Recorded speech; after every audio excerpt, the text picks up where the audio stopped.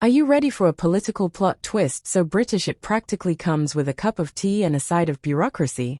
Welcome back to BENNIFER News, the place where today's headlines are hotter than freshly brewed scandal, and the drama is always unscripted, except for this script, which is absolutely loaded with intrigue. I'm your host, and if you think politics can't be theatrical, think again. Today's story doesn't need a West End ticket or a popcorn bucket. Just your undivided attention and a healthy appetite for irony. But before we untangle this deliciously bureaucratic mess, make sure you've slammed that subscribe button harder than a government official hitting send on a press release during a scandal. You don't want to miss the next twist in the political saga. Trust me. Let's set the stage. Our main character is Rachel Reeves, the Chancellor of the Exchequer, a woman tasked with balancing the nation's books and, apparently, her own calendar. But what happens when the person responsible for financial discipline flubs the simplest bit of form filling? Is it a cautionary tale or a comedy of errors? Get comfortable, because what's at stake isn't offshore millions or missing gold bars. No, it's theatre tickets. Yes, you heard that right. 4 tickets to the National Theatre, clocking in at £276, became the unlikely star of this show. Picture this. December 27th, Reeves enjoys a festive night out with family, but somewhere between applause and the afterglow, she forgets to report her little cultural escapade on the MP's register of interests until March 27th. That's a 90-day gap. Did she simply lose track of time? Or is there a hidden act we're missing?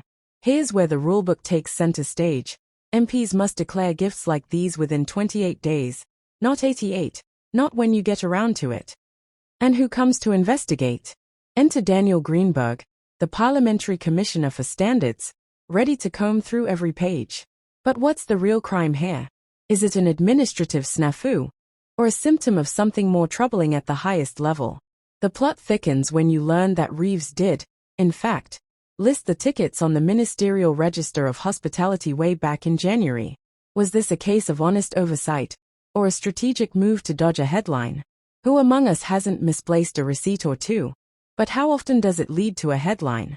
This isn't a jewel heist, and nobody's running off to the Riviera. But in the world of politics, even the smallest slip can become a headline-grabbing tempest. Is it fair to turn missing paperwork into front-page news? Or is it proof that the rules matter, no matter how trivial they seem? Let's not forget, politicians are the first to remind the public. Declare your income, follow the rules, respect the process. Yet when the spotlight swings their way, the chorus changes to, oops, administrative error. Are we witnessing a double standard? Or just the perils of a paperwork-heavy job? Would you forgive your accountant for missing a deadline? Or is this different when billions are at stake? Now, imagine the embarrassment. A chancellor, the nation's budget guardian, potentially tripped up by a clerical oversight. There's something almost poetic about it, isn't there? It's the kind of British blunder that could make Shakespeare rewrite a scene or two. But before you sharpen your pitchforks, remember, we're talking about theatre tickets, not luxury holidays or mysterious bank accounts. In the grand scheme, is this a tempest in a teapot? Or does it hint at a larger issue of attention to detail at the very top? And isn't it telling that Reeves herself referred the issue to the commissioner?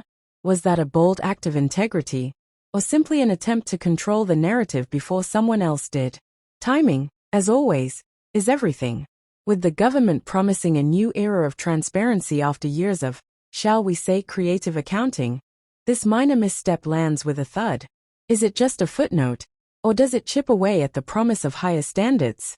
How long before the next administrative era becomes tomorrow's headline? Should we demand perfection, or accept that even politicians are human after all? So, what's the verdict in this theatre of British politics? A slap on the wrist and a red face, most likely. But the questions linger. Do small mistakes reveal bigger flaws? Can we trust leaders to steer the ship if they can't file forms on time? Let's hear your take. Does this deserve forgiveness? Or is it a warning sign flashing in the corridors of power? Share your thoughts in the comments below.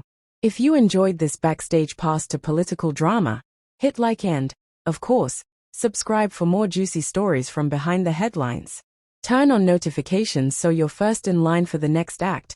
Because here at BENNIFER News, the show always goes on. See you at the next curtain call.